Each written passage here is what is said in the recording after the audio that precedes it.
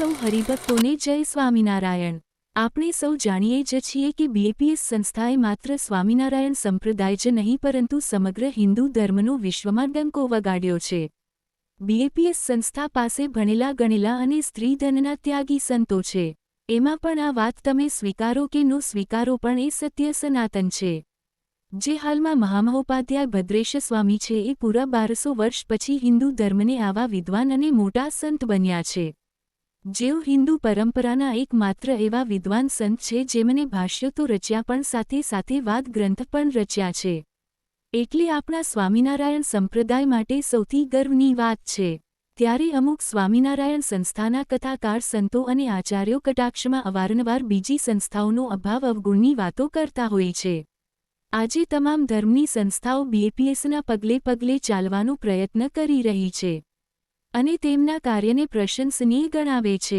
તમને એક નાનું એવું ઉદાહરણ આપીએ તો બીએપીએસ સંસ્થાના ચોથા આધ્યાત્મિક ગુરુ યોગીજી મહારાજે સૌપ્રથમવાર બાળ અને બાલિકા સભા, કિશોર અને કિશોરી સભા અને રવિસભા ચાલુ કરાવેલી અને વિશ્વવંદનીય પ્રમુખ સ્વામી મહારાજે સૌપ્રથમવાર ઘરસભા ચાલુ કરાવેલી। ખાલી આ બે કાર્ય જુઓ। આજે તમામ સ્વામિનારાયણ સંપ્રદાયની સંસ્થાઓમાં આ આટલી સભાઓ નિયમિત થાય છે। આ સિવાય મૂર્તિઓ, મંદિરો, ઉત્સવો, સત્સંગ, મુખપાઠ, હવે તો બીએપીએસ અબુધાબી હિન્દુ મંદિરની જેમ જ હિન્દુ દેવી દેવતાઓ પધરાવીને તેવા હિન્દુ મંદિરો બનતા થયા છે। એટલે જે કોઈ ખરાબ કોમેન્ટો મારે છે એ હરિભક્તો ખાસ ધ્યાનમાં લેજો। એક વાત હંમેશા યાદ રાખો કે દરેક સ્વામિનારાયણ સંપ્રદાયની સંસ્થા ભગવાન શ્રી સ્વામિનારાયણને જ સર્વોચ્ચ માની રહી છે। હંમેશા સારું જોવાનું અને સારું સાંભળવાનું રાખો। દરેક સંસ્થા સારી છે, પોતપોતાની રીતે સમાજ સેવા, દેશ સેવા અને આધ્યાત્મિક સેવા કરે જ છે। અમે પણ આ ચેનલમાં દરેક સ્વામિનારાયણ સંપ્રદાયની સંસ્થાના મોટા અને સારા સમાચાર અવશ્ય મૂકવી જ છીએ, જેનો એકમાત્ર હેતુ છે કે ભગવાન સ્વામિનારાયણનો પ્રચાર પ્રસાર થાય। ત્યારે ચાલો તાજેતરના સમાચાર જોઈએ તો નેપાળના પ્રસિદ્ધ કાઠમંડુ શહેરમાં વર્લ્ડ હેરિટેજ સાઇટ હનુમાન ઢોકા દરબાર સંગ્રહાલય પરિસરમાં તારીખ 12 જુલાઈ 2025ના રોજ સત્સંગ દીક્ષા ગ્રંથનો લોકાર્પણ સમારોહ યોજાયો હતો। ભગવાન સ્વામિનારાયણના શ્રી ચરણોથી પ્રસાદીભૂત થયેલા આ સ્થાનમાં હનુમાનઢોકા દરબાર સંગ્રહાલય વિકાસ સમિતિ તથા નેપાળ સરકારના સંસ્કૃતિ પર્યટન અને નાગરિક ઉડ્ડયન મંત્રાલયના ઉપક્રમે આ કાર્યક્રમ યોજાયો હતો। આ કાર્યક્રમમાં નેપાળ દેશના પ્રથમ અને પૂર્વ રાષ્ટ્રપતિ શ્રી રામબરણ યાદવ તથા મહામહોપાધ્યાય પૂજ્ય ભદ્રેશદાસ સ્વામીના હસ્તે સત્સંગ દીક્ષા ગ્રંથનું નેપાળી ભાષામાં લોકાર્પણ થયું હતું। આ એક ઐતિહાસિક ઘટના છે।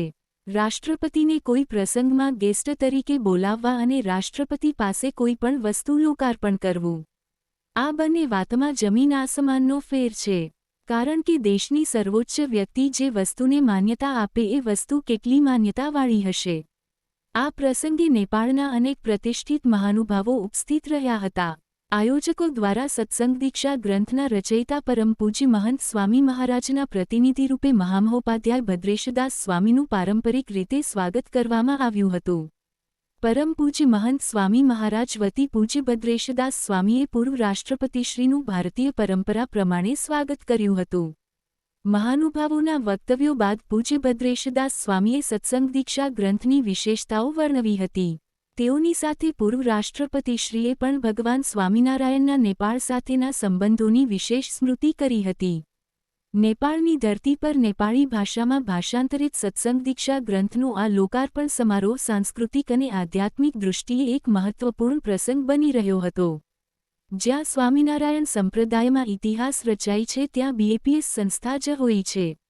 એ પછી કાશીની ધર્મસભા હોય કે આધુનિક યુગની હાર્વર્ડ યુનિવર્સિટી હોય, યુરોપમાં પ્રથમ હિન્દુ મંદિર હોય કે મુસ્લિમ અરબ દેશમાં પ્રથમ હિન્દુ મંદિર કે ચર્ચમાં પ્રથમ સ્વામિનારાયણ મંદિર બનાવવાનું હોય, સૌથી મોટો મહોત્સવ હોય કે સૌથી મોટું હિન્દુ મંદિર હોય, ત્યાં બીએપીએસ સ્વામિનારાયણ સંસ્થા જ હોય છે।